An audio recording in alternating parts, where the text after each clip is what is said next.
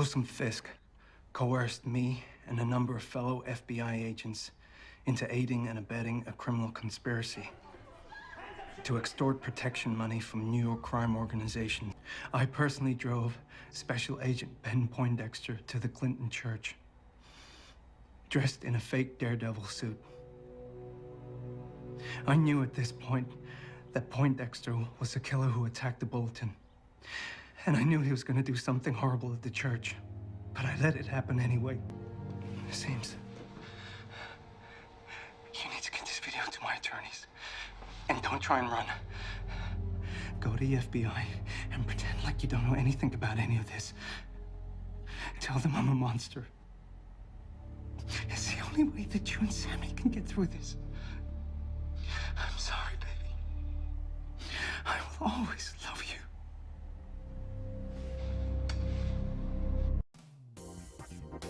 A big welcome to Jay Ali. Thanks for doing this, man. How are you, brother? I'm good, man. How are you? Yeah, can't complain, you know. I think I saw a recent tweet. I think it was that you put out and kind of touches upon what we just talked about. Jokingly said, "Mom and Dad, I'm finally a surgeon." Yeah. They always still say it's not too late to be a doctor. I'm doing just fine. Like, relax. I'm doing just fine. Like this is what happened. They just, unless you're Tom Cruise, you haven't made it. You know, they think every audition's like a job interview. You know, you go to 3 or 4 and you get the job. They don't realize you have to go to like 50, 60 and you might get a call. Yeah. I mean, I'm very, very, very lucky now where, you know, I get offers and it's like, I'm very, very lucky, but I had 12 years of doing that. So yeah, they'll never get it. And when you did tell your parents though that you wanted to be an actor, was the potential of being kind of typecasted and being, you know, the harsh reality of being a visible and minority in acting, did that ever factor into your decision and, you know, their blessing of you becoming an actor? No, I mean, I made a decision very early on in my career to not play those roles, even though I could have done with the money for sure. But if I was going to do something to play a part in changing the narrative, then I needed to make some kind of sacrifices and decide not to play those roles. And it was really hard. You know, look, I was homeless. You know, I didn't have anywhere to live, but luckily I always had a roof over my head each time. And, you know, I'd become a dad and I could have done with the money. But the longer picture for me was, we need to normalize seeing people of color being normal people, where we don't talk about race, religion, or they're tech geeks or taxi drivers, or, you know, all this stuff. Like the world that I've been brought up in, which is the actual reality of life, is that we have like, you're a professor, and, you know, like these are the kinds of roles that we should be talking about. So it was really difficult at the beginning because there was a lot of roles that would come through, because this is when 24 was going and Homeland had just started up, and there was a lot of roles, but I always turned them down. Well, not turn them down, I didn't get offered them, I just wouldn't read for them because I didn't want to be a part of that narrative. And now it's paying off, because now I get cast in those roles which are, you know, Doug in Grey's Anatomy, or I know Ray Nadeem, he's meant to be like Indian or Pakistani, but they never mentioned his race or religion, and he was playing the all-American character. He was the all-American FBI agent. In this, I'm playing the love interest for, you know, the main character, and like these are things that have paid off because I made those decisions early on. And I know right now I'm talking from a place of privilege where I'm working and I'm fine, but I know it's very hard for someone who is struggling and trying to get work to say, I'm not going to read for that. But if we want to stop seeing these types of roles being written, we have to stop reading for them. That's how I see it. We have a responsibility as well, and just say, no, I'm not going to do it. I'm not going to read for it. And honestly, in the long run, it is really, really paid off. I mean, I still get messages from people who watch Daredevil, and they're like, I can't believe there's someone who of my ethnicity or color playing this type of role in a Marvel show. So I take a lot of responsibility for what I play and what I want to be perceived. I do feel like I'm a spokesperson for people of color and ethnicity. I don't want to be portray us in any kind of negative way ever. I don't want to play a part in that narrative. So it was a risk, but it's paid off now. There's a show, and they asked me to read every year for it, and I always go no, no, no. And I remember they called and they said, "Listen, he's a good guy. He's a good guy." And I said, "Well, who's he chasing?" Yeah. He's chasing the brown guys. I was like, "Listen, I don't want to play a part in it." Yeah. So yeah, it's that was a very conscious thing from day one. But we also have to stop seeing. If we want to start seeing people of color in leading roles, then you have to start acting like it, start looking like it. I think what we do is we start playing towards those stereotypes because we want to work. Yeah. Where I think that really we should be trying to change ourselves to be, what do we want to be seen as? If you want to be seen as a leading man, start acting like a leading man. Start looking like a leading man. Get down the gym, like do all these kind of things where we can normalize seeing people of color and ethnicity playing these leading man roles. I'm not saying I'm a leading man, but I'm just saying that like that's what I aim to be. That's what I've always tried to be. I don't want to play the best friend. I don't want to play the terrorist or any of those things. I want to play where we normalize seeing us as the leading man, the love interest, the good guy, whatever it is. No, I've read and listened to interviews with you, and you pretty much said you were struggling for 5 years to get that first break. Paint the scene for us. What was that time in your life like? What year was it? And how difficult was it to turn down those roles that were stereotypical? Yeah, I mean, so I moved to LA in 2008, and with the O1 visa, you can only work in TV and film. So I couldn't get like a job bartending or anything like that, which was a good thing because it keeps you focused on what you're there to do. And so every year, look, I had no money. I was living on people's floors. I mean, I'd spend nights at bus stops going, I don't know where I'm going to sleep tonight. And I always say it, but I used to buy a Subway sandwich, and I used to cut it up, and that was breakfast, lunch, and dinner. I used to get the bus everywhere and stuff like that. But there was enough happening each year where I was like, I need to stick this out.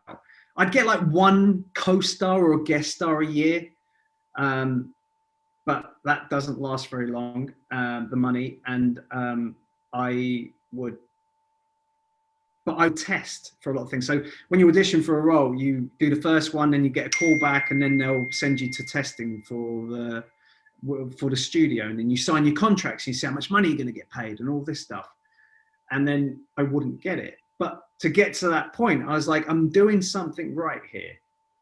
So I was like, just stick it out. And I became a dad, which was a great decision on my part, to add just a little bit more stress to my life.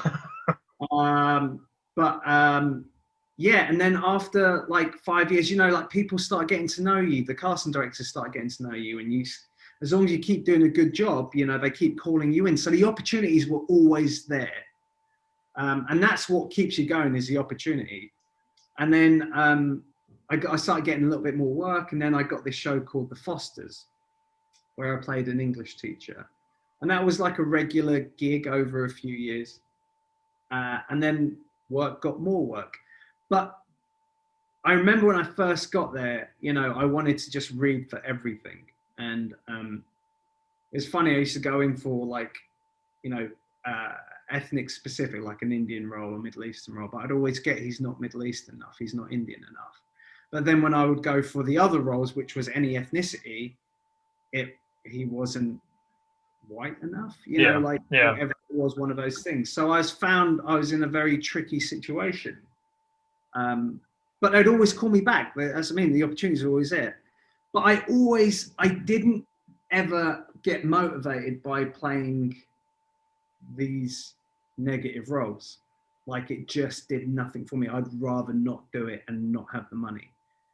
And I also, look, at the end of the day, it comes down to how much you believe in what is your destiny, what's your story, what do you want to be seen as.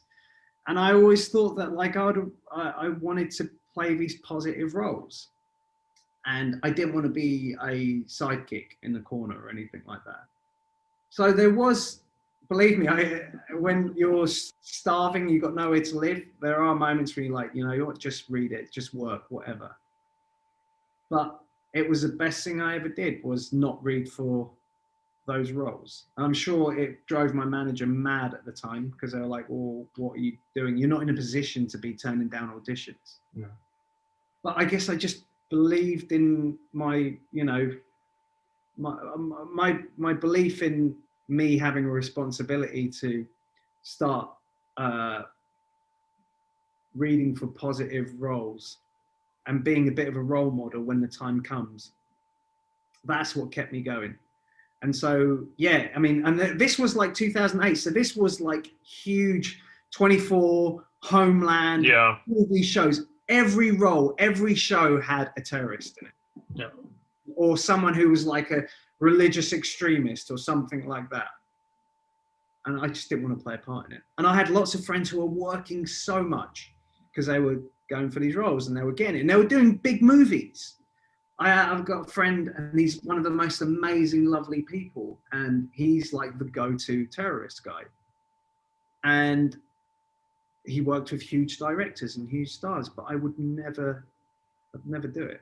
I'd never do it because I just don't want to play those roles. So yeah, it was tough, man. It was really tough. But then like I played this English teacher in the Fosters, and he was a lovely, positive role model, and his name was Timothy, and all the students loved him and all this stuff. So that was, that's what started, where they started saying like, oh, you know, we can have someone of color playing a normal role where we don't talk about those things. So that was the start of it. From there, I went on to play like a organic farmer in another comedy show, and then yeah, I just went on and did other shows, and then Daredevil was like the big one. And I know that was specific to his ethnicity, but he was representing the All-American. And now I play a Irish-speaking fairy on Carnival Row. You know, it's stuff like that, and yeah, it's paying off now. Yeah, for sure. What changes in representation have we seen since 2008 to now? Not just the roles that you were being offered, but what we see with visible minorities on TV. It's a lot better. It's so much better now, and people are a lot more open to it, because people in the past had taken risks on ethnic characters and seeing that it doesn't destroy a show. The ratings don't go down. You can make movies with an all-black cast like Black Panther and break box office records. You can make a movie, a horror movie or a genre movie like Get Out, where the lead's a black guy, and have huge success. And I think there's still lots of work to be done, but it is so much better now. These roles wouldn't have existed before. Like in 2008, I wouldn't have been playing a love interest in a network show 8 years ago. So huge progress is being made. There's still a lot more work to be done. But specifically in America, I think that there is a real conscious effort. If you look at also the structure of, in terms of like the studio structure, they have lots more people of ethnicity in these like casting executive roles. In all of these executive roles, there's a lot more ethnicity, and they're all pushing for a lot more ethnicity, and not in a sense where we want just ethnic people everywhere, right, but just where it's a fair representation of what is the reality of what is the world that we live in. So it is so much better. I mean, you look at London. London's still way behind. Really? Way behind. Yeah. I've never worked in London, simply because the roles that they want me to read for are just rubbish. And I'm sticking to my guns. Where if I'm playing these roles here, why am I going to go backwards and play those roles there? And also, the huge shows in England are all The Crown, Downton Abbey. Right. Whole cast is white. Everyone's white, and it's just, for me, it's not representative of. And I know people can say they're they're historical pieces or whatever Right. it is. But then I'll say, well, what about Game of Thrones? That's a made-up world. Yeah. You couldn't have one positive brown or ethnic character in that. Yeah. The ones that they did have were savages, and they, you know, it's just, that's why, like, don't get me wrong, I'm probably going to get, if you know, people might not like this, but Game of Thrones, it's a made-up world. You couldn't have done that. And I wouldn't find it such a problem if, when in make-believe, look at the fuss has been kicked up over Little Mermaid because she's going to be black. Yeah. She's a mermaid. You know, like, well, when did we say that all mermaids are Caucasian? It's so dumb. That's the thing, I wouldn't have such a problem with it if people didn't find it so egregious when you see a black stormtrooper. You know, it's things like that where I'm like, in a make-believe world, you can't throw people of color in it. So, in terms of, sorry, getting back to what you're saying, I just went off on a tangent there. It is a lot different now. There is definitely a very progressive move towards representation, and it's very positive to see. And I wouldn't be working as much as I am right now. It's funny because when I first started, I would test a lot, and it would be me and blonde-haired, blue-eyed white guy. Yeah. And they would always get it. And I remember when things started changing around 2015, 2016, and I bumped into one of my friends, and I happened to have, it was a pilot season, I tested like 6 times for different shows. I remember I was talking to one of my friends, and he was like, how's it going? I was like, yeah, great. I've just been so busy like doing this testing. And he said, oh, to be ethnic. And I was like, mate, you're going through what I've gone through for the last 8 years. Yeah. You know, and it's not even to that point where it's like that. Yeah. It's gone from here to there. Yeah. Yeah, and also maybe you're a shitty actor. I don't know. Like, I'm just saying, like, there is that as well. They'll blame it on everything else. Yeah. But, you know, so it is definitely changing a lot. And for the better. But as long as it doesn't skew too much, look, no one's asking for that. They just want equal representation. Look, you live in Toronto. Yeah. I'm from London. We've been to New York. We've been to these huge cities. You can't go around and go, this is the main ethnicity in this street is Caucasian or Latino. It's a mix. It's a melting pot. And that's what I think people just want to see. And we're not asking for more than anything else. We're just asking for like a fair representation and to tell stories where we don't have to always talk about the stereotypes. Like, that's the only, maybe the problem is now, even though we are getting more representation, there is still a certain element of stereotyping still with, like, for example, like Fresh Off the Boat. Right. Or I know there's a new one coming out, a pilot being made about a Filipino family, but she's a maid. Yeah. You know, there's, I think there's another one about an Indian family coming out, and it's always about immigration or that. I'd just love to see it like a modern family, but with like a black family, or, you know, just something like that. We don't have to talk about it, but it's better than how it was, for sure.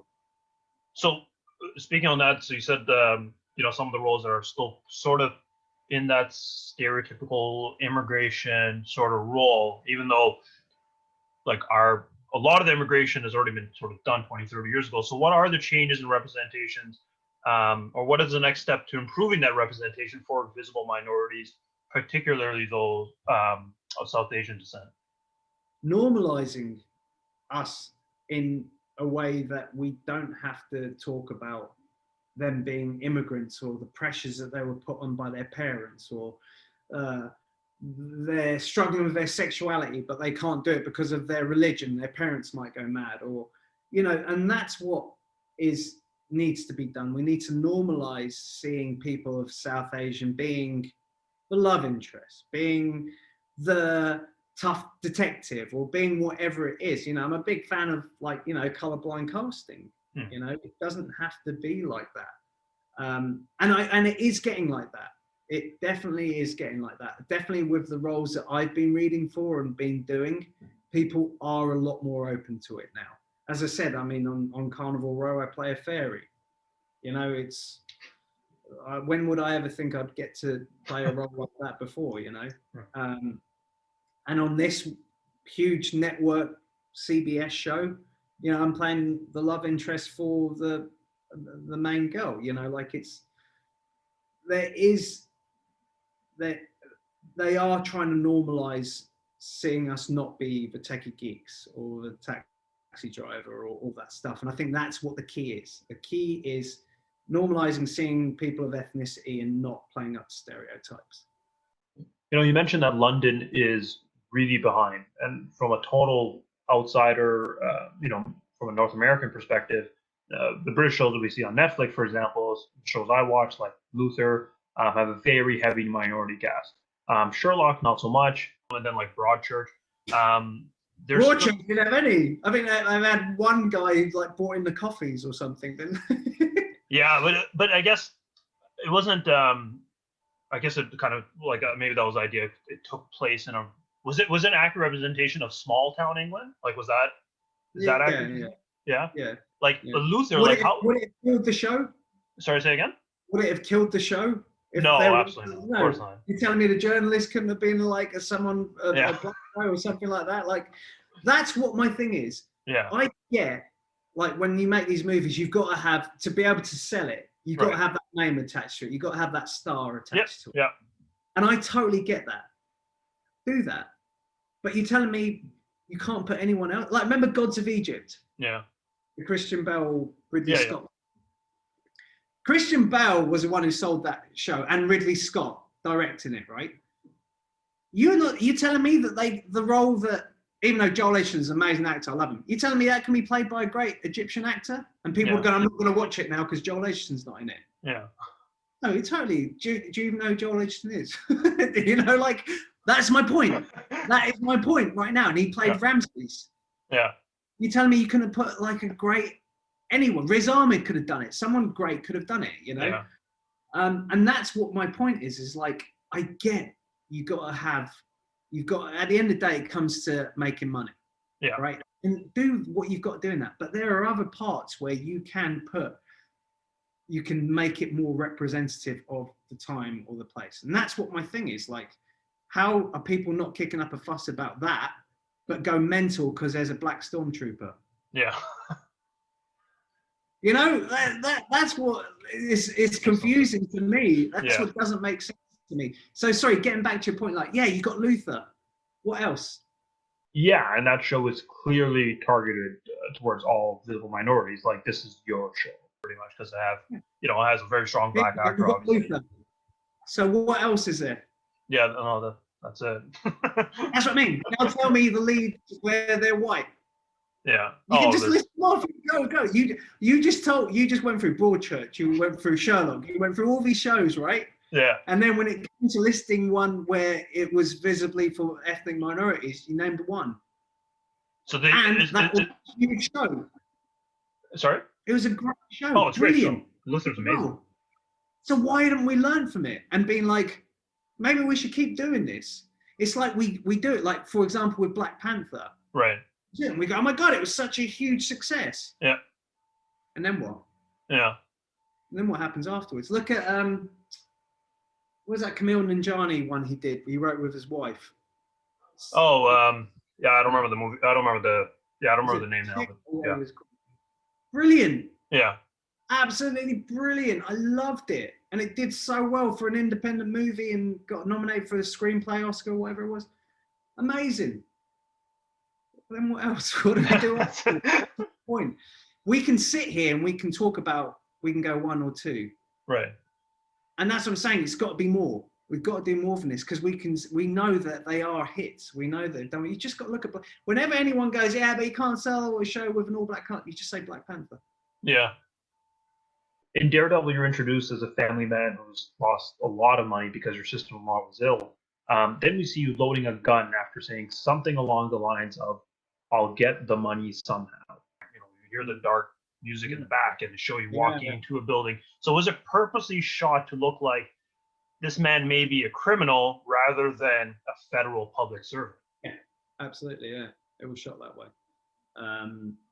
And you know the way they shot it and the music as well, and the whole thing was, what was that?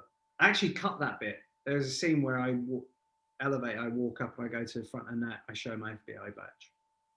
Okay. But they used it, and that's how they did it. But yeah, it was purposely done that way. But there wasn't anything in terms of like he's a brown guy going to go and cause some problems. I mean, that scene could have been easily like some guy in Iowa. You know, he's in problems, and you see him loading up a gun and going into his car. You're going to think the same thing. But yeah, it was written that way, and yeah, and the big shock reveal is he's an FBI agent.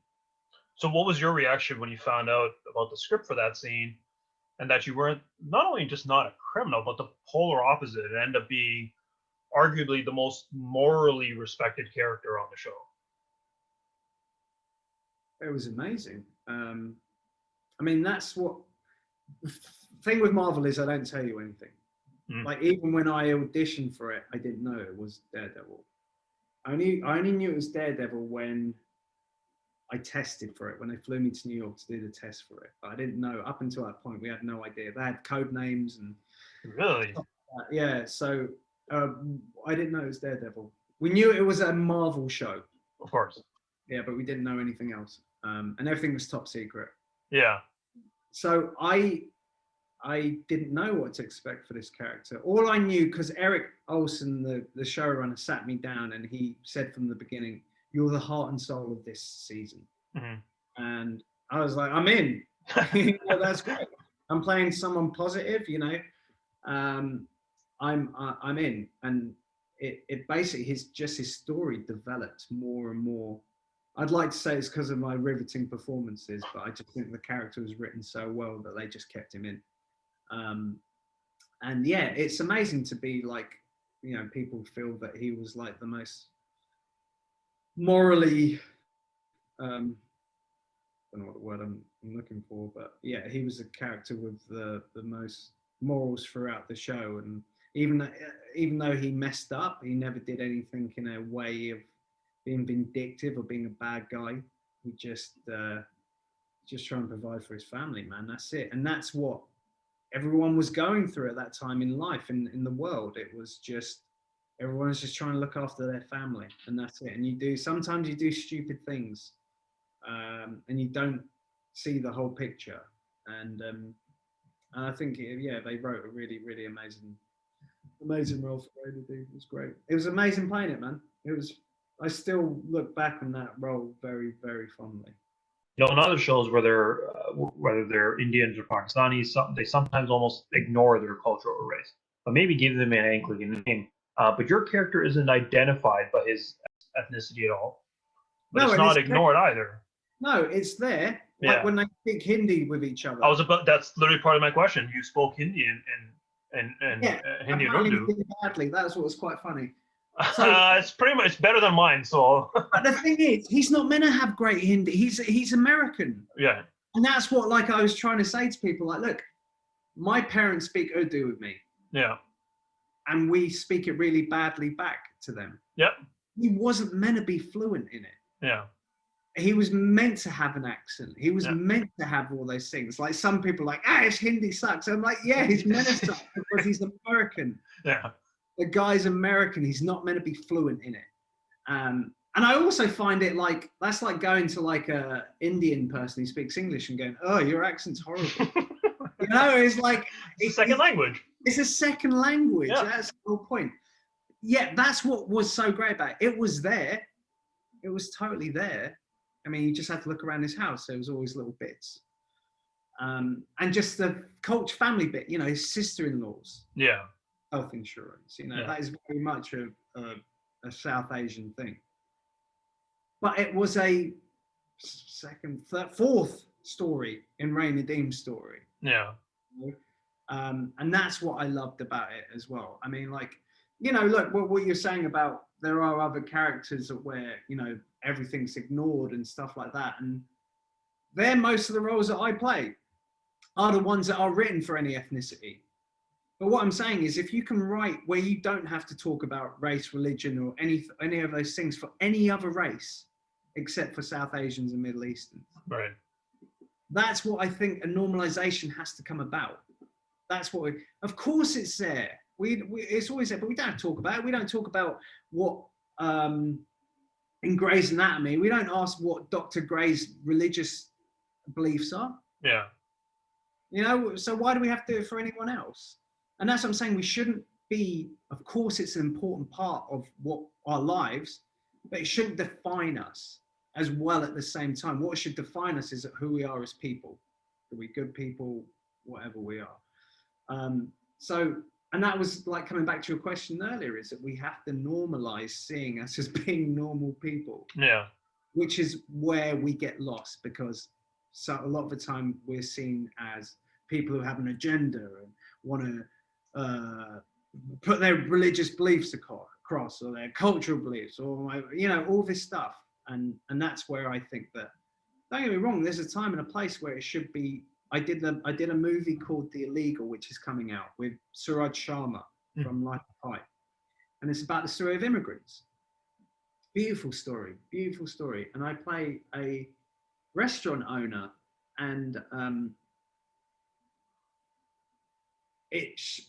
we always talk about how immigrants are taken advantage of by the people who live in that country. But we live in that country as well. So I'm really the bad guy in it, because I'm the guy who's taking these immigrants in, I'm taking their passport, I'm making them work for all these hours and all this stuff, which I love, because that's a reality as well. Yeah. So most of the time, people who are exploiting these poor immigrants who are coming over are people from their country. Yeah. We see it all the time. It's the traffickers and all those people are people, their fellow countrymen. And that was something that I played because I felt that's important to show as well, So, yeah. We've seen in various industries that visible minorities and women in power are shown to us, athletes, television journalists, actors, actresses. But much of the criticism of all those industries has come from who actually has the power. So the owners, the executive, the producers. Do you agree that's what's need to change, including the decision making that goes on behind the scenes? Yeah, I mean, look, it always comes down to the ratings, doesn't it? I mean, and what is most of, for example, network television? What's it made for? What part of the country is it made for? Right. Middle America. Yeah. And that's where the advertising money, everything comes in from, is pleasing that middle bunch there. And that's what's taken into consideration when, through these execs, like what do they want to see? So yeah, that and also the other thing is like, and that's what's so important about writing rooms are becoming a lot more diverse now. Before it was 50, 60-year-old white guys who are writing for a 20-year-old black female. Well, I mean, of course it's going to be stereotypical. Of course, what they're talking about. But the rooms are getting so much more diverse now, where we are seeing people of color being put in those positions. And I think that they've also realized that Middle America don't really care as much as we thought that they did. Yeah. Look at that show, was it FBI? FBI? There's so many that NBC is FBI, and the lead guy's an Egyptian actor who plays an FBI agent. Oh yeah. I know what you're talking about. Yeah, it's a big hit. Yeah, the show's a big hit. So I think that they're just always very, very cautious. And I also think that a lot of not we, but the people who make the decisions don't give enough credit to places like Middle America. And they make up their mind going, this is what they want to see. Yeah. The reality is they probably don't give that much of a shit about what it is that they see. you know, and I don't think that they would turn around and be like, I'm not watching this show anymore. Yeah. There's a love story between a black girl and a white guy. Like, I don't think it's that like that, but I think that there might be that kind of fear. I don't know. I mean, why else would it be? Why else would it be like that if that wasn't the case? So I think that played a part before, but as I said, it is changing. I've seen a huge shift in it now, and rightly so, and especially for like women. I mean, it's got so much better for women of color. It's amazing. You look at it's CBS. My good Wilson Bethel, who plays Bullseye. He's in a show called All Rise. Yeah. And it's with what's it from Luke Cage? Luke Cage. She's a lead. That shows it's one of CBS's biggest shows. Yeah. Yeah. So it just got renewed for season 2, I think, right? Yeah. I mean, they're killing it. Yeah. And my point is like, but before this, when was the last time you saw a ethnic lead, female lead? The most recent one was probably How to Get Away with Murder, but it wasn't. Yeah, but that was around like a couple of years before, you know. Like, but that's it wasn't. It's been a while as well, and that's an Oscar winner. Yeah. Into the TV show, you know. Yeah. So it is changing. It is changing, and that is coming from, and that's what I mean. All these decisions is trickling down from the top. Right. You are getting more women, more people of color in these executive positions who are. I know Claudia, who's now at CBS. She's the president of casting. She's making huge changes there. Yeah. Huge changes. So it played a part before. I think it is changing now. The big one and you kind of just pointed out, they recently, I think, have casted actually a girl from Toronto, I believe, for Miss Marvel. Yeah. For Disney's. Yeah, the woman who made her, Sana Amanat, I believe her name is. She's from Jersey, and she wanted to show a character who is, a Pakistani American girl. It's amazing. It's amazing. Like, I remember when she came out on the computer game, the Marvel game, and I was like, that's brilliant. They put her in it. That's great. And then I just finished it. She's the main story. Like it's exactly. That's like my that point. Shocked me. I had no idea. Yeah. And did people not go and buy the game? Oh, people said it was like her story was by far the best part of the game. It was something. That's my point. Yeah. That's my point. Is that people make up their minds and going, the public don't want to see this. Yeah. When really they have no idea. Yeah. It's something maybe they don't want to see, but they can't speak to the public. And like, it's amazing that they're doing that story. It's so great. And I know that they're doing Green Lantern, and they're going to have the Lebanese character as something. There's a Lebanese Green Lantern. Yeah. I think one of the later comic books, I think, has. Yeah, he'll be in it. Like this, and I know Camille and Nanjiani's playing in the Eternals. Yeah. He's going to be in that. Yeah. It's happening. It is happening, and it's amazing and it's brilliant. And I do take my hat off to these executives now who are making these decisions, because for them it's a risk. Of course it is, but I don't think it's as much of a risk as they think it is. And yeah, like when I saw that they were making that, brilliant. Young Pakistani girl, come on, man. That's like, how much more progress do you need to see right there? As a Marvel character. Yeah, Marvel superhero, let alone. Superhero. I mean, it's brilliant. I mean, we had Riz Ahmed in Venom. It's happening, man. It's really, really happening. Things are changing. Things are getting better.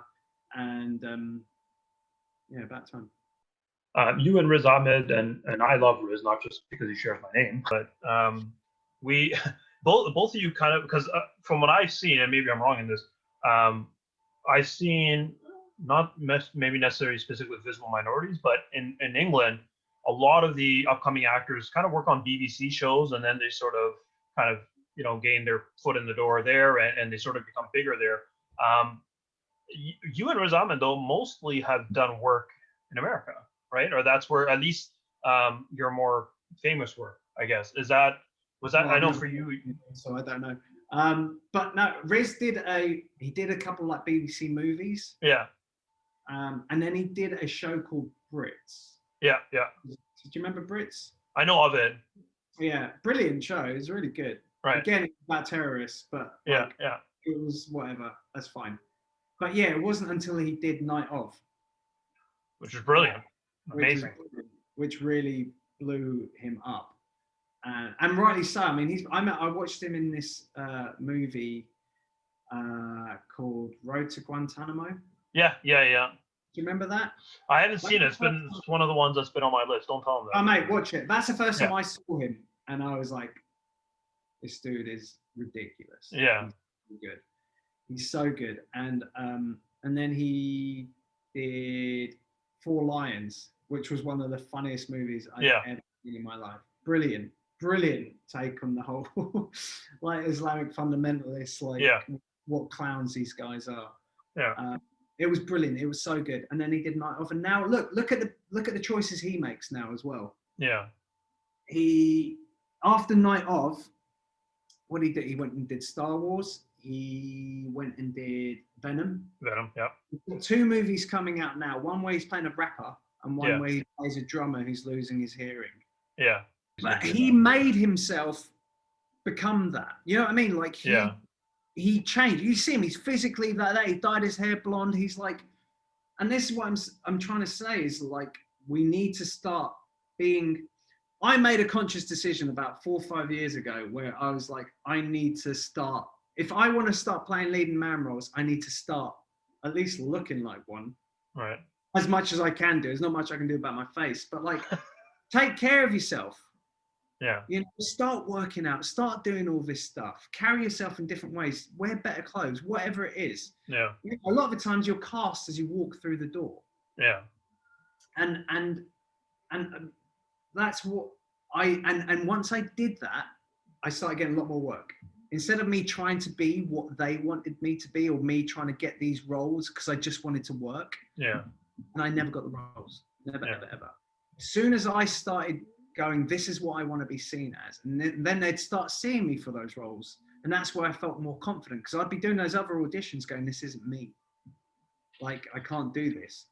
But when I went in for the other roles, like Ray Nadeem or something like that, I was like, I this feels right for me. I've been working towards this.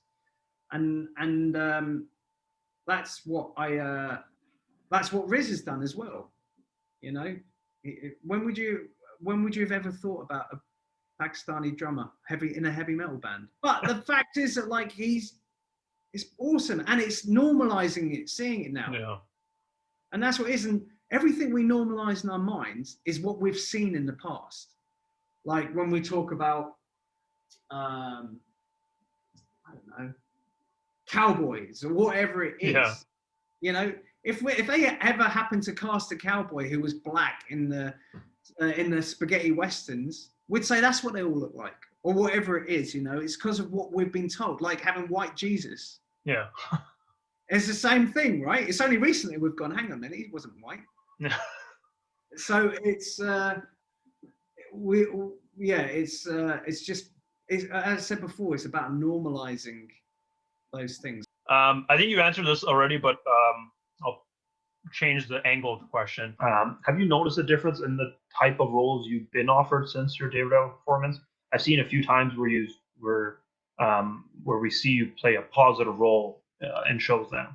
And what, in roles of like a cop and a detective? And things yeah, or just anything with the, not just positive, like there's a regular guy and then there's the ultra positive.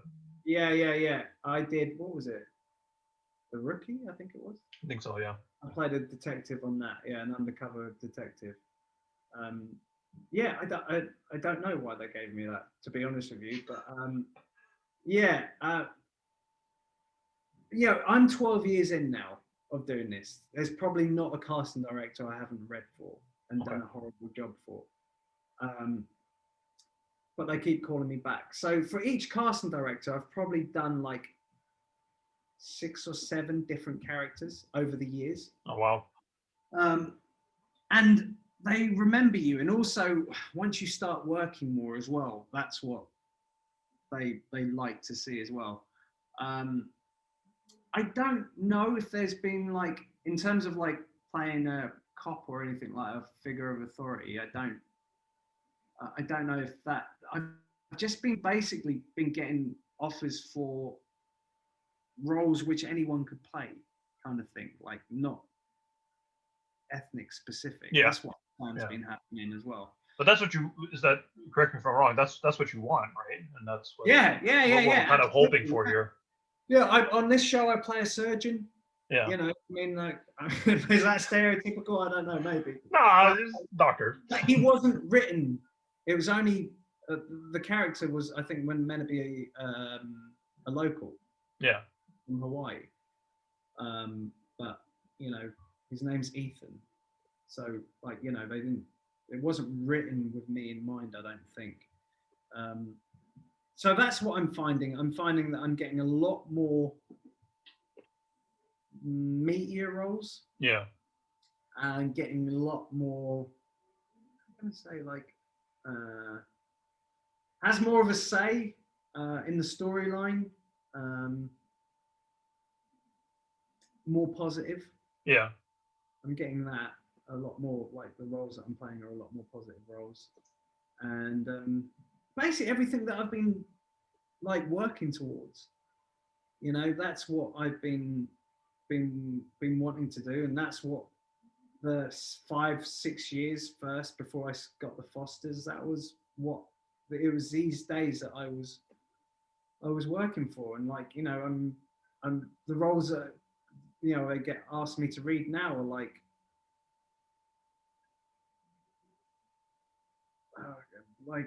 just not about ethnicity, and therefore any role, any ethnicity could play it. And that's what the great thing is now. When I go in and read for stuff, I'm in a waiting room of there's a couple of black guys, a couple of white guys, a couple of Asian guys. You know, like they really are open to it, and that's what I've always wanted to see. I don't care who gets it.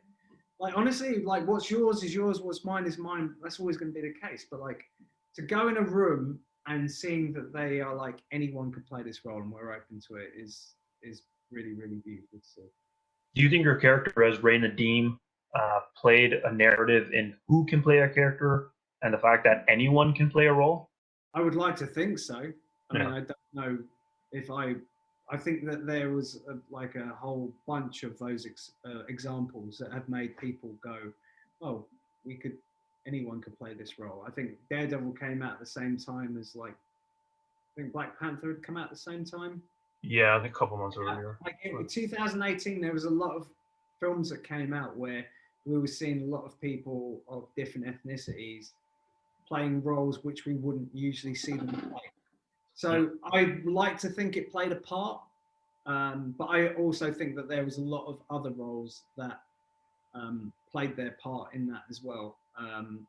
You know, you got the guy from Crazy Rich Asians. Yeah, he did that, and then he did that Guy Ritchie movie, and then he did that Christmas movie. So, like, you know, it's just, yeah, I think it is. I was a small part of the puzzle. I think there was a lot of things, but I'd like to think that, yeah, people. If the messages I get from people around the world are anything to go by, then yeah, I think it hopefully made it a bit. Thanks again, Jay. We'll talk soon. All right, brother, man. Man. Thank you, man. Keep safe.